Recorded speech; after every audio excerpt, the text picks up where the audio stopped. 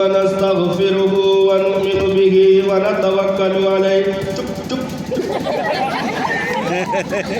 صحیح بیٹھو. خطبہ چل رہا ہے، تم کا نہیں معلوم ہے، ٹوپی رکھو. مطلب خطبہ کے بیچ میں سمجھوتوں ہیں، مرتوں ہیں، توبے ہیں، خطبہ پڑھا جا رہا ہے اور سامنے 3-4 لوگ بیٹھا ہے مجبوری میں ہے، وہ کچھ بول نہ سکت ہے کاہے سے بہت 3-4 گھنٹہ سے راسری اور کملا پسند ان کے منہ میں قیام فرما ہے. ہاں بول نہیں سکت، منہ کھلائے خالی بیٹھا دیکھا تھا. یہ نکاح کی مجلس میں ہے. ہاں نکاح کی مجلس میں ہے. لڑکے 2-4 جو وہ نظر آوت ہے تو نہ انہیں دلہا سے مطلب ہے، نہ خطبہ سے، نہ کونو مولانا سے.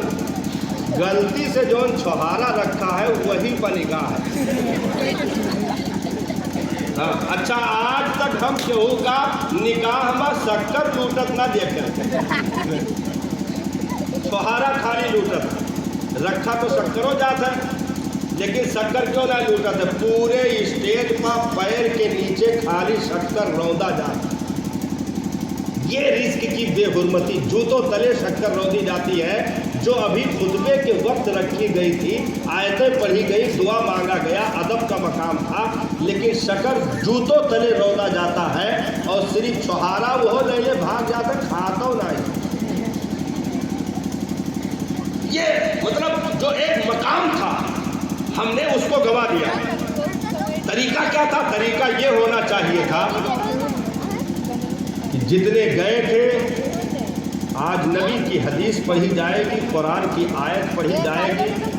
اگر ناپاک ہے تو پاک ہو کر کے بارات میں شرکت کریں. ایسا نہیں کہ ادھر ناچ ہو رہا ہے، ادھر جام لگا ہے، بلیرو جیسے رکی پہنچ گئے کھیت میں یا کنارے سے کھڑا ہو کے پیشاب کرو. ہاں جیسے جام لگا ایک کنارے سے کھڑے ہو کے پیشاب کر رہے ہیں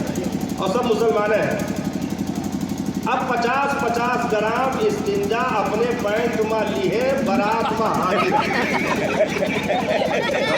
ہم کہیں ایسا بے غیرتن کا لے کے آئی ہو تو ہم تو کہیں تھے کہ براتیں نہ غائب ہو جائے. ہاں مطلب سب تماشا ایک بنا کر کے رکھ دیا. ہونا یہ چاہیے تھا کہ تازہ غسل کر کے وضو کے ساتھ حاضری دی جاتی، سر پہ ٹوپی رومال ہوتا، پوری محفل باوضو ہوتی، گھر کے افراد باوضو ہوتے، دولہا بھی باوضو ہوتا، اور اس کے بعد ایک عالم ایک امام کھڑے ہو کر کے قرآن کی آیت پڑھتے، نبی کی حدیث سناتے، خطبہ پڑھا جاتا. سبحان اللہ اور ماشاءاللہ کی صدائیں بلند ہوتی،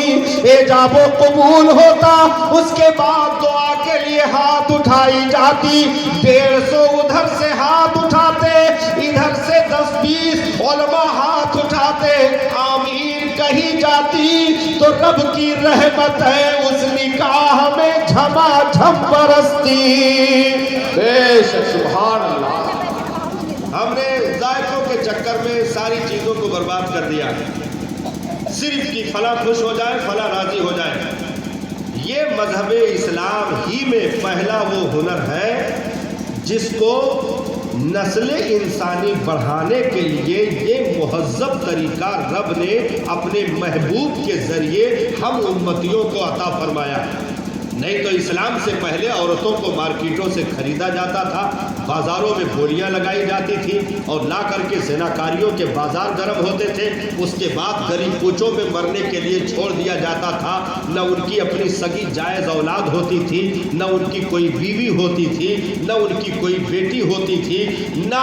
وہ نسل کی حفاظت کے ذمہ دار بنتے. یہ تو رب کے محبوب نے ارشاد فرمایا کہ یہ میری سنت ہے، یعنی میں نے آ کر کے تمہارے جانوروں جیسے قوانین کو قدموں کے تلے جوتیوں تلے رود کر کے جاہلیت کے ان قوانین کو جوتیوں سے مسل کر کے نبی نے فرمایا کہ میں نے تمہارے جہالت کی رسموں کو اپنے جوتیوں تلے قدموں سے مسل کر کے انہیں نیست و نابود کیا اور تمہیں ایک باغیرت نسل انسانی اپنے نبی کی امت کو پڑھانے والا ایک مہذب طریقہ عطا فرمایا کہ تم خود یہاں سے اپنے گھر سے اگرچہ بیٹوں پر فخر ہے، بیٹے پاورفل ہیں، عزتیں زیادہ ہیں، ان کے مقام زیادہ ہیں، رتبے زیادہ ہیں، لیکن خبردار کوئی اپنی بیٹی لے کر کے کسی بیٹے والے کی چوکھٹ پر نہیں آئے گا کہ لیجئے نکاح کر لیجئے، بلکہ وہی باغیرت بیٹا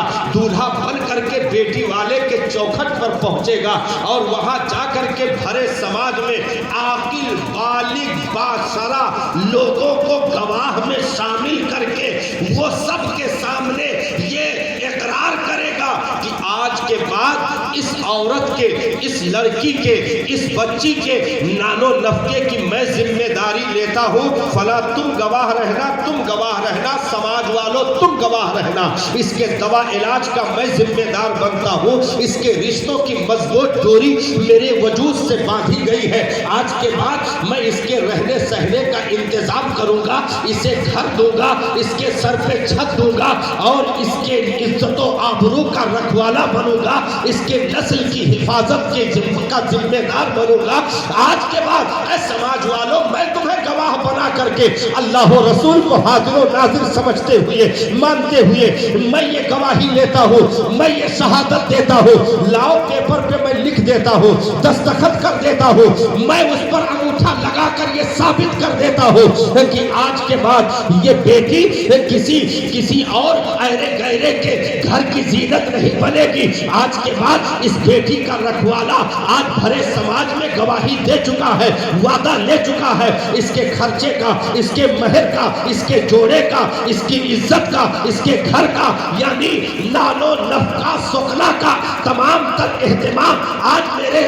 میں اپنے سر لیتا ہوں، اس کا گواہ پورا سماج بھی رہے، سارے علماء رہے، اللہ و رسول کو گواہ بنا کر میں ذمہ داری لیتا ہوں۔ اب یہ ساری چیزیں لڑکی نے اجازت دے دی تو وہ نکاح کامیاب ہو گیا، یعنی اسلام نے بیٹی کو وہ پاور عطا کیا کہ جب تک تو اجازت نہیں دے گی کوئی بیٹا دولہا نہیں بن سکتا، کوئی بیٹا شوہر نہیں بن سکتا، یہ پاور تیرے ہاتھ میں رکھا گیا ہے، بھرے سماج کے بیچ میں تجھ سے آ کر کے اجازت طلب کی جائے گی، فلاں 20 کلومیٹر 100 کلومیٹر سے چل کر کے تیرے چوکھٹ پر 100 لوگوں کے ساتھ بھکاری بنا کھڑا ہے، اے خاتون جنت کے چادروں کی برکتیں لے کر بیٹھنے والی شہزادی مصطفیٰ کے امت میں برکتوں کی آنکھیں کھولنے والی بیٹی، ذرا تو اجازت دے دے کہ آج وہ جو دولہا بن کر آیا ہے تو اس کے ساتھ عقد کی اجازت دیتی ہے کہ نہیں، نکاح کی اجازت دیتی ہے کہ نہیں، بدلے میں